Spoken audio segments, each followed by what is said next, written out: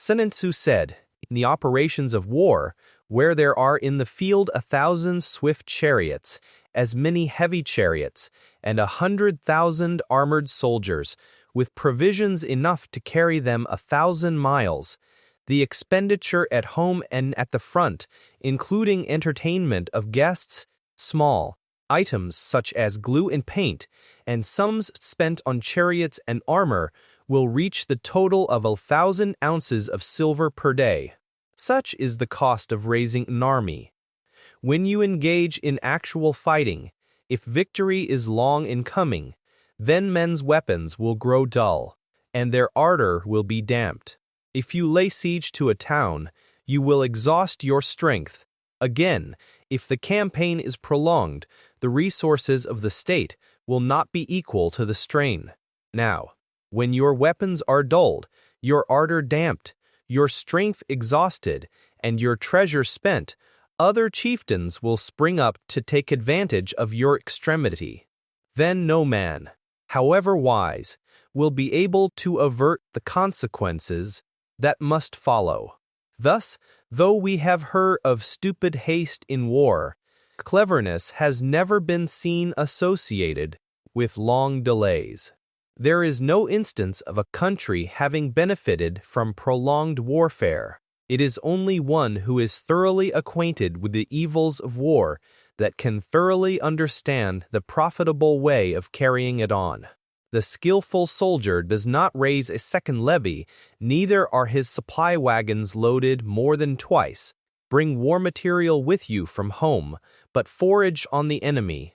Thus the army will have food enough for its needs. Poverty of the state exchequer causes an army to be maintained by contributions from a distance. Contributing to maintain an army at a distance causes the people to be impoverished. On the other hand, the proximity of an army causes prices to go up, and high prices cause the people's substance to be drained away. When their substance is drained away, the peasantry will be afflicted by heavy exactions. With this loss of substance and exhaustion of strength, the homes of the people will be stripped bare, and 3/10 of their income will be dissipated.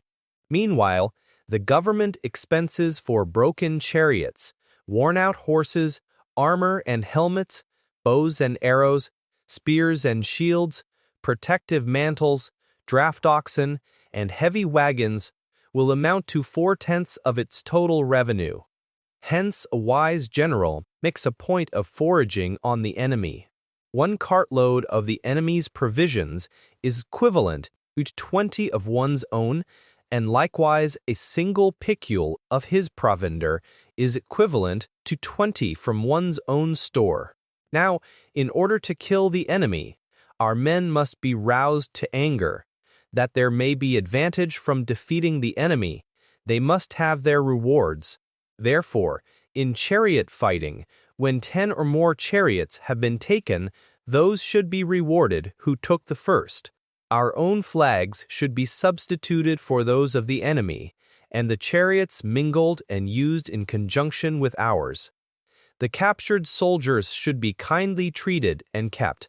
This is called using the conquered foe to augment one's own strength. In war, then, let your great object be victory, not lengthy campaigns. Thus it may be known that the leader of armies is the arbiter of the people's fate, the man on whom it depends, whether the nation shall be in peace or in peril.